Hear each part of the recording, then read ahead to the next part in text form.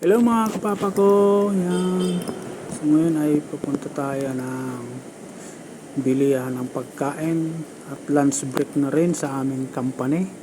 Ngayon ako ang inutusan na bumili ng aking pagkain kasi wala pa naman kaming gawa ngayon.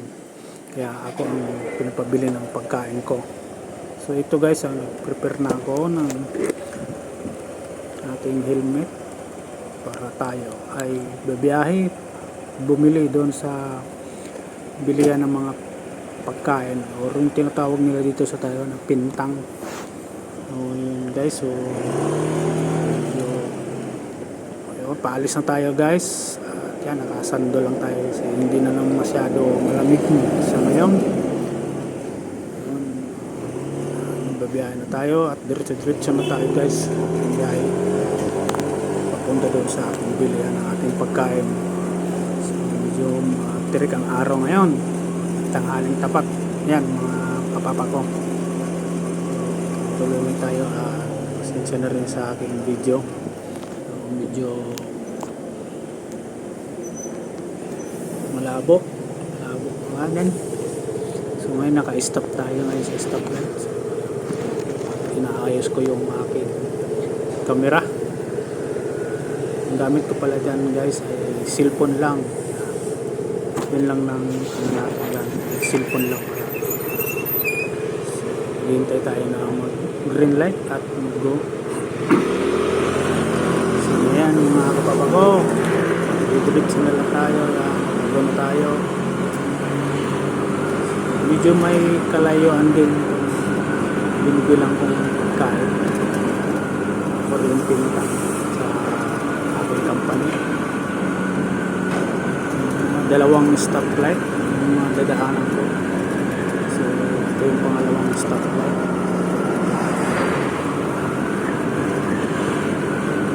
Tutuloy lang tayo dyan mga kapapa ko. Malabo yung natin camera natin. Ayos lang yan mga kapapa ko.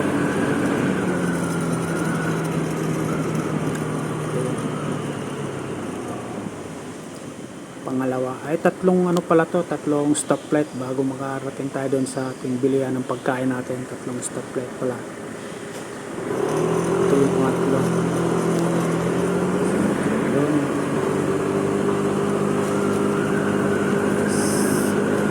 So gaya natin, medyo yung takbo natin dyan,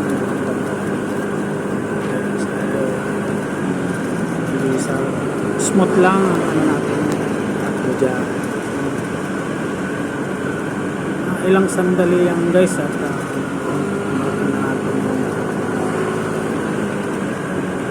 puntahan bilihan ng pagkain yan guys. So yun, dito na tayo, nakarating na tayo. Ngayon ay papark lang natin maayos ang ating motor. Yun guys, nakapark na. Ayusin na natin, ibaba muna natin ang ating helmet yan, iwan lang natin muna sa motor natin dyan.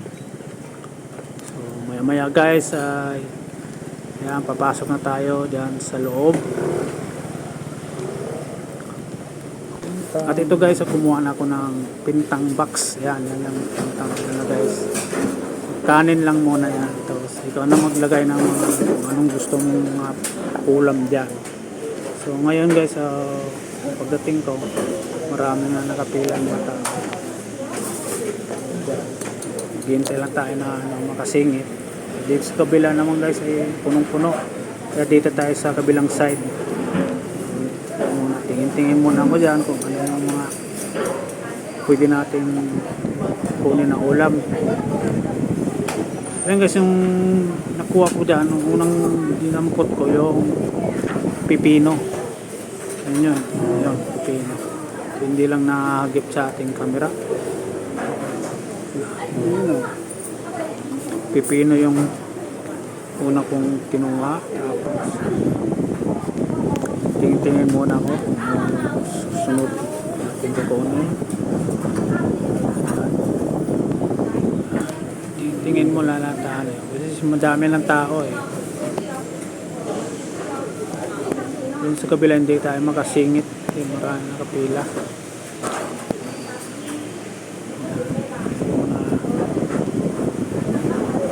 Yung pangalawang kuha ko dyan, yung mga kapapag ko ay yung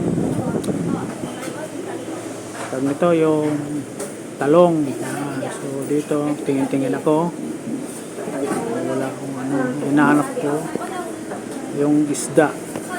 So halos lahat dito, puro mga karne, mga manok, prito. So kaya lumipat ako dito sa kabila. Ayun, may nakita ko. Yung paborito natin, yung pritong bangus. Yan guys, yun lang ang inuulam ko. Ulam ko sa pintang, pritong bangus. So yung parang inadobong talong, may pechay, tapos yung pipino. Tapos yung kanin na talagang pang diet talaga na kanin. Yun guys, yun lang ang naman ng aking pagkain sa pintang box yan. At ngayon na pumila na ako dito sa cashier at tayo magbabayad na. So halagang 80 lang guys ang binayaran natin. So wala pang 120 yung ano, yan. Magbayad tayo ng 120, may sukli pa tayo ng 20. So yun lang guys, yun.